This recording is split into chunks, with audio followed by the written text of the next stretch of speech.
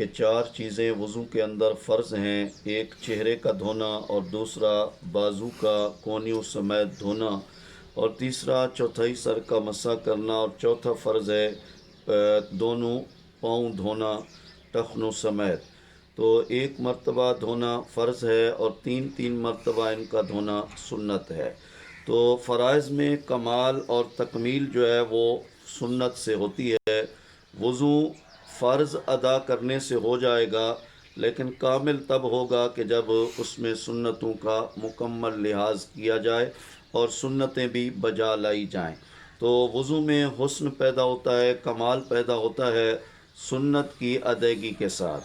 تو اب سنتوں میں سے پہلی سنت یہ ہے کہ اپنے دونوں ہاتھ 3 مرتبہ یہ جو ہے یعنی پہنچوں سمیت دھوئے جائیں. 3 مرتبہ دونوں ہاتھوں کا دھونا وضو کے آغاز میں مسنون عمل ہے، جس طرح کہ صحیح مسلم شریف کی روایت میں موجود ہے. حضرت عبداللہ بن زید انصاری رضی اللہ تعالی عنہ سے کہا گیا کہ توضأ لنا وضوء رسول اللہ صلی اللہ علیہ وآلہ وسلم، کہ ہمیں نبی کریم صلی اللہ علیہ وآلہ وسلم کا وضو کر کے دکھائیں.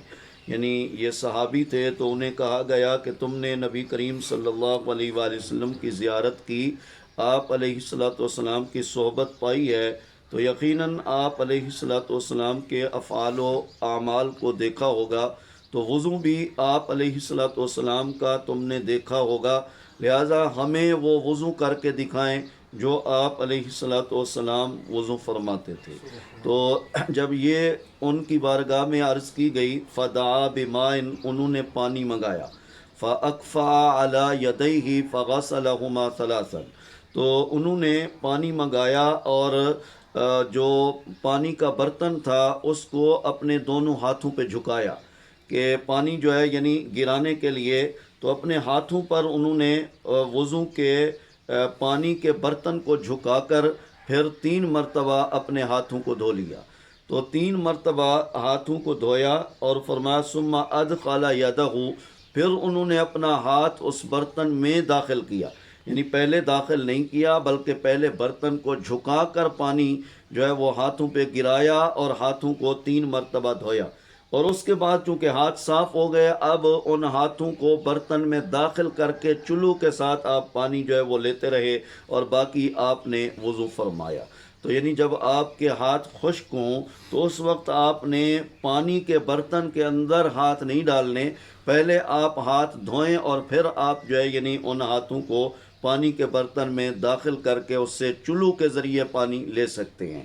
تو حضرت عبداللہ بن زید انصاری رضی اللہ تعالی عنہ نے یہی فرمایا کہ پہلے جو ہے یعنی آپ نے برتن کو جھکا کر پانی اپنے ہاتھوں پہ گرایا اور اپنے دونوں ہاتھوں کو 3 مرتبہ دھویا، اور اس کے بعد پھر اپنا ہاتھ برتن کے اندر داخل کر کے چلو کے ذریعے پانی لیا اور پھر کلی کی اور باقی وضو کو مکمل کیا.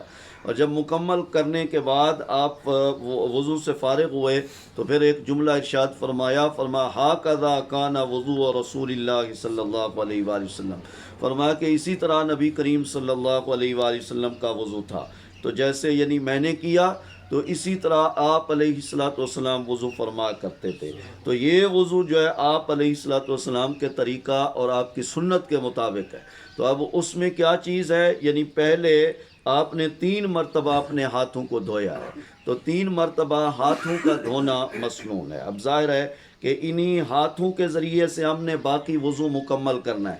اگر ہاتھ ہی صاف نہ ہوں تو پھر ہم جو ہے باقی وضو کو کیسے مکمل کریں گے.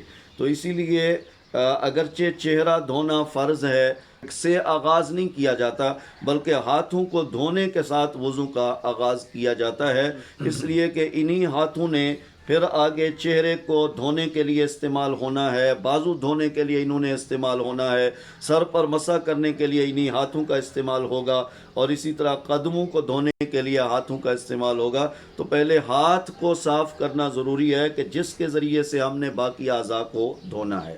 اسی لیے آپ علیہ الصلوۃ والسلام نے پہلے ہاتھوں کو 3 مرتبہ دھویا اور اس کے بعد باقی اپنے وضو کو مکمل فرمایا. تو باقی سنتیں انشاءاللہ العزیز سلسلہ وار آتی رہیں گی. اللہ تعالیٰ مجھے اور آپ کو توفیقات عمل نصیب فرمائے. وآخر دعوانا ان الحمد للہ.